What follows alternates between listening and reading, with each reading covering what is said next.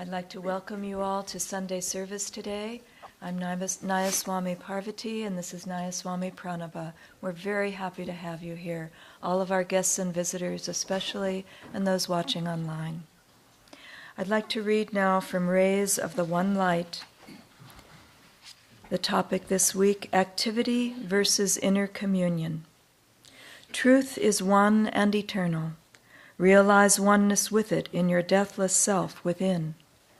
The following commentary is based on the teachings of Paramhansa Yogananda. Last week we contemplated the well-known story of Martha and Mary. Traditionally,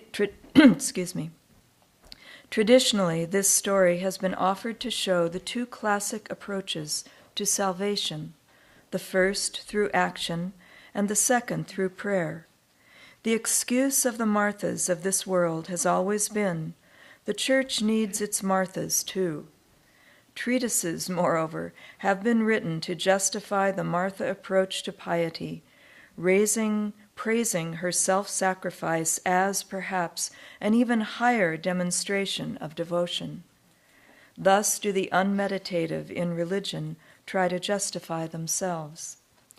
Yet the fact remains that Jesus rebuked Martha. Elsewhere, moreover, he spoke of the virtue of feeding the hungry, curing the sick, and housing those who were homeless. It wasn't that he disapproved of serving people. Wrong attitude was the object of his criticism. What he was criticizing was forgetfulness of the true goal of right spiritual action. Good deeds outwardly, without inner communion with God, will result in good karma, but will not bring final freedom from all karma. The path to inner freedom was described by Paramhansa Yogananda in these words, "Be always calmly active and actively calm." As it says in the Bhagavad Gita, the 2nd chapter, he who is not shaken by anxiety during times of sorrow, nor elated during times of happiness, who is free from egoic desires and their attendant fear and anger, such an one is of steady discrimination. Do your duty in life, so counsels this great scripture elsewhere, but never lose sight of him to whom all action should be dedicated. Thus, through Holy Scripture, God has spoken to mankind. Om, Om, Om.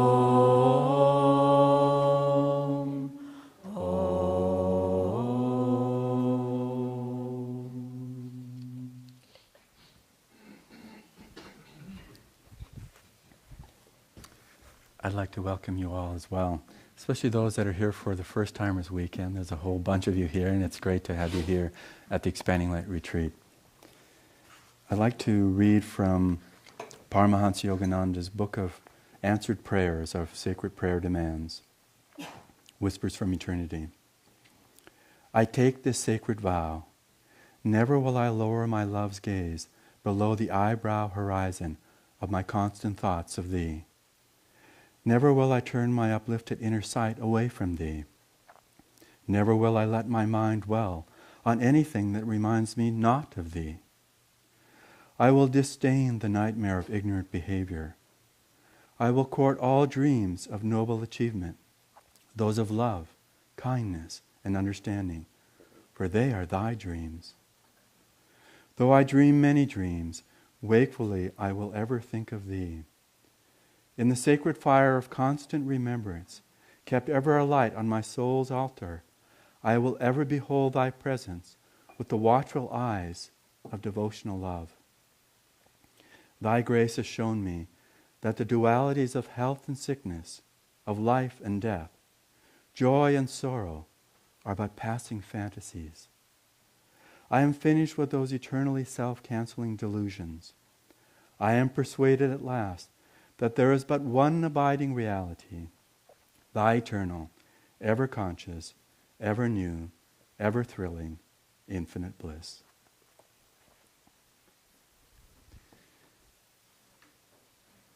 Sooner or later, as we live our lives. And as we deepen our perspective of what life is all about and refine our understanding of that, we will come to a point where we see life isn't what it seems to be. It's a mirage. It's something that will always pass as we try to get a hold of it and grasp it. And so the reading today is simply getting us to that point of the insights of saying, well, what is life really all about? And who am I in this life? What is it that's really here for me? Why am I in this incarnation? And we are given then the gift of really trying to feel from our own experiences what it is that's trying to happen. And often we will get knocked about, we will get challenged, and not only knocked about, but knocked down. And for a while we start to feel that life is unfair. And that's a long while, by the way, that we feel that. It goes on for incarnations saying, but why me? Why did these things happen in my life? Why is it that things aren't working in the way that they should, from at least my perspective? And we come further to the point where we realize it's not so much what we do in life, although that's a good, important thing as well, but it's how, as the reading says today, how we really have the attitude, the attunement to that which is really going to give us fulfillment. Years ago, actually, this is before Parvati and I were married, that I had a dream where Parvati came to me with a message from Swami Kriyananda. And the message was pretty simple, but basically the essence of it was, instead of serving with restless energy and just being busy in doing things, serve with a sense of endlessness. Serve being centered in yourself without an end to that, sort of like a circle where you're in the flow itself. Be in that so that you are the service itself. And it was a remarkable dream. I really felt, whether Swami Kriyananda actually spoke those things to me or not, didn't really matter, because it was a very deep lesson to reset and refine how I not only perceived what was going on in what I was doing at Ananda, but how I would go forward with my activity. So the title of this reading, it says Activity versus Inner Communion. But it really isn't verses, is it? It's really activity and inner communion that we come to realize. Because born in this body, born in this life that we have, it's pretty impossible to shy away from activity without becoming lazy. It's like the story of about Paramahansa Yogananda that Swami Kriyananda has said many times and has recently included in his new biography of Paramahansa Yogananda, where during the lecture years of Yogananda, at one point Yogananda realized for one of his lectures that he was late for it. And so he set out running. And one of his students cautioned him, "Now don't be nervous."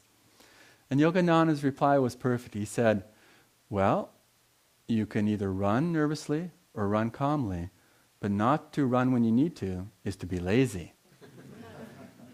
And you know, it seems such a simple thing. It seems so obvious when you read that or hear that. But you know, in truth, I know in my life, I get swept away by even doing something really good with a little bit of that edge of energy and tension. And what the whole thing about the Martha and Mary reading is signifying is, even doing good works isn't enough unless you have that centered focus, unless you're able to really live in that experience.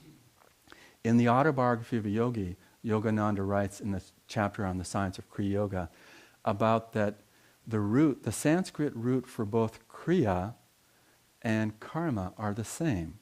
Very simple. It means to do or to act. So karma is sort of the cause and effect of action. And Kriya is really a specific act spiritually to help us grow. But it's interesting that they're linked together. But Kriya Yoga is really the refined approach of acting. And Swami Kriyananda, in taking his monastic name, Kriyananda, back in the mid-50s when he finalize his final vows of renunciation, that he took this name, Kriyananda, because he felt, and he really reflects that in his life. Ananda means bliss or joy. And so Kriyananda means finding that bliss, the joy of God, through acting in that refined experience spiritually.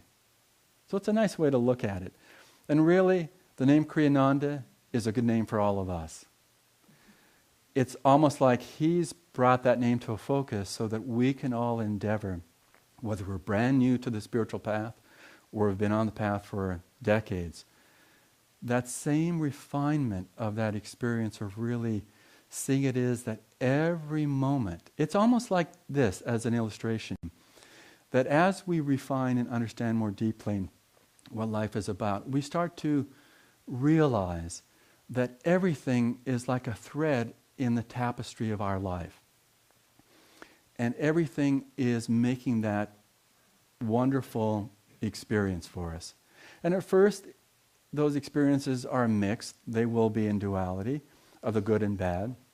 And that tapestry is more like a solid memory or experience for us. As we refine, as we grow in that deepening experience, the tapestry becomes more a tapestry of light. And our insights start to be more refined, even in the midst of duality. It's not as if we become blind or removed from what's happening around us, but we're able to make that connection and integrate that. I think all of us in this room have read or heard about many stories about Mother Teresa, who of course passed away quite a few years ago. I remember Parvati and I were part of a pilgrimage from Ananda Sisi to India, and when we were in Calcutta, we stopped at her main facilities. She had already passed away at that point. And it was a very deep vibration at her tomb that was there. They had her body there in the tomb. And afterwards, we met with one of the priests of her order. And I never knew there were priests in her order, because you always hear about the sisters that she relates to.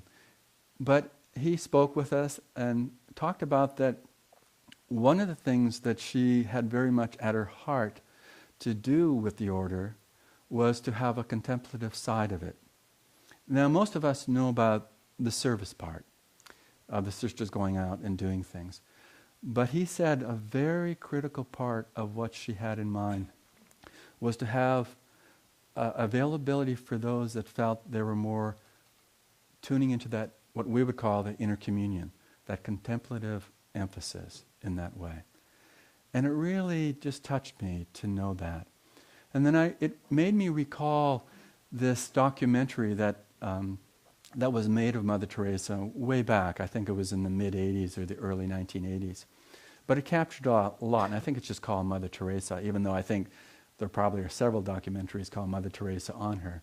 So good luck in finding the right one. But at one point she's talking with a journalist or someone, and they're sort of praising her for, of course, her service. And she says this very just deep teaching. She said, it's really about what God asks you to do. If God asks you, and she phrased it in terms of Jesus asking, because that was her relationship to God. If Jesus asks you to serve the poorest of the poor, that's your calling. But if Jesus asks you to live in a palace and to be in that life, that's your calling. It's not serving the poorest of the poor. Now we all think, of course we're all supposed to serve this way or that way. But she caught it perfectly. It's not the activity. It's finding that experience of the divine and then serving whatever way you're drawn to. Now, of course, the challenge is, do we hear God asking us? But that's the whole point of our life, is to open up listening. And not just listening, but then hearing God's response.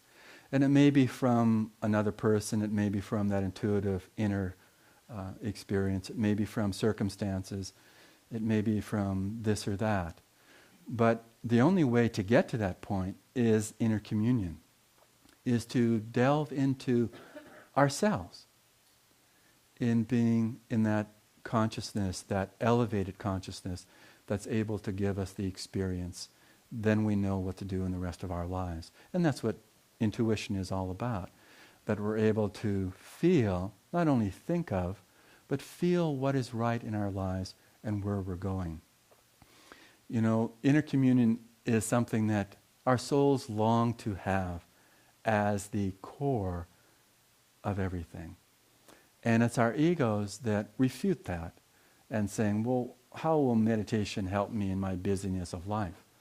Well, I know in my life from an early time that I could remember now that in, for instance, athletic endeavors, I knew that was true. That I used to play a lot of ice hockey when I grew up in Canada. And I always remembered that when I was more calm, when I was more focused, without knowing what that really was or translating it or explaining it to anyone that made sense, I knew that I may not necessarily play the game in a better sense outwardly, but I would certainly enjoy the game a whole lot more.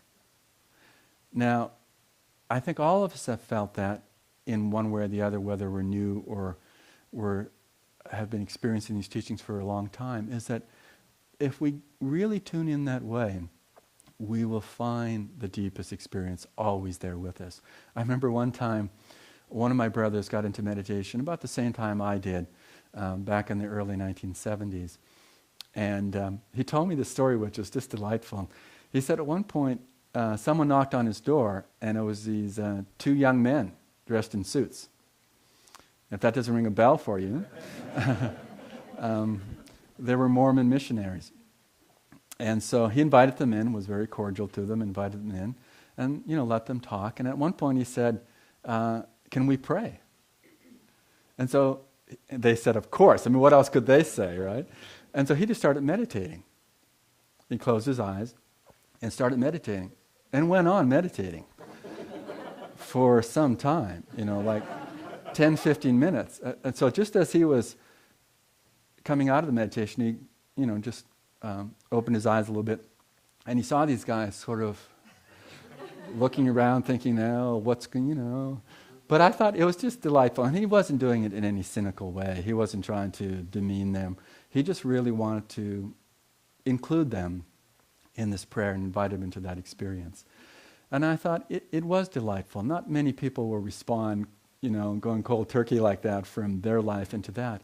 But what can happen for all of us in engaging in the world, that if we are centered and we have the magnetism of really feeling the flow of God, like Mary did in being at the feet of Jesus, then you will be prompted to act, to say, to know, to interact, to be with people, to be with the world, more and more in that right way.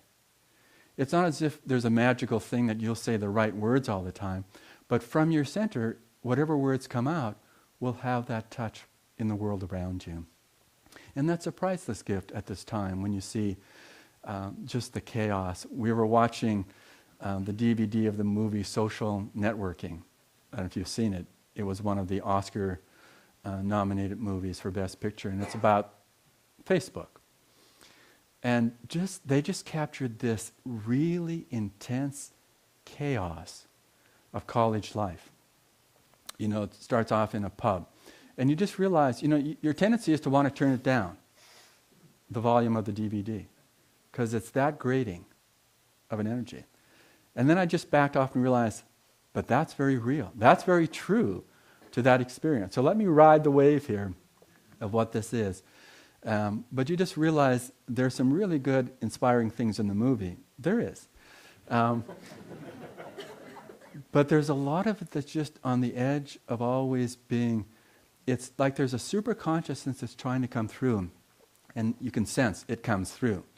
The whole germination of the idea of Facebook is a fascinating development. I mean, you just realize it's coming from a realm that's more than just conscious. It has to come from at least touching on the realm of expanded awareness, whether it's called that or not by the people involved.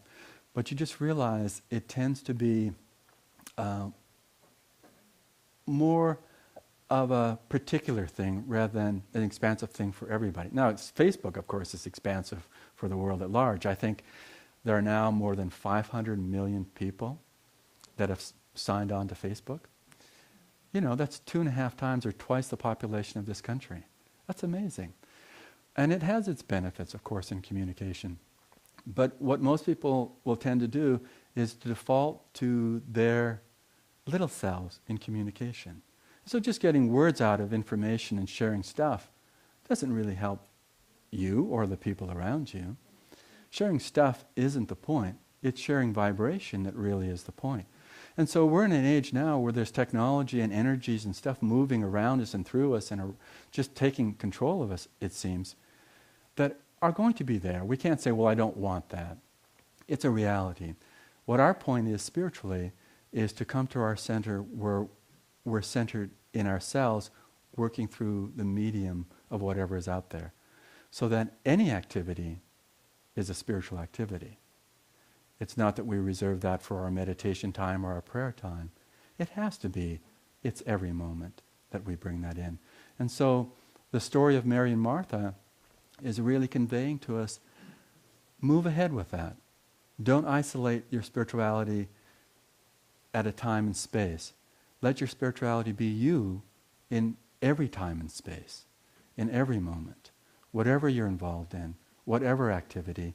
If the attitude is offering yourself into the experience of the divine flowing through you, then that will be an enlightening process. It will be expansive.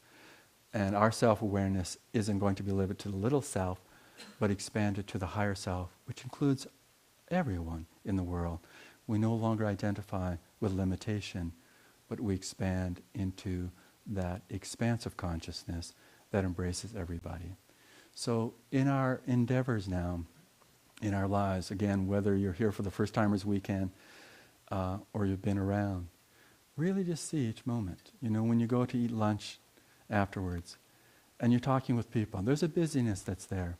But at the heart of who you are, remain in that center, remain in that focus, and offer yourself into that experience ever more deeply and feel God's presence.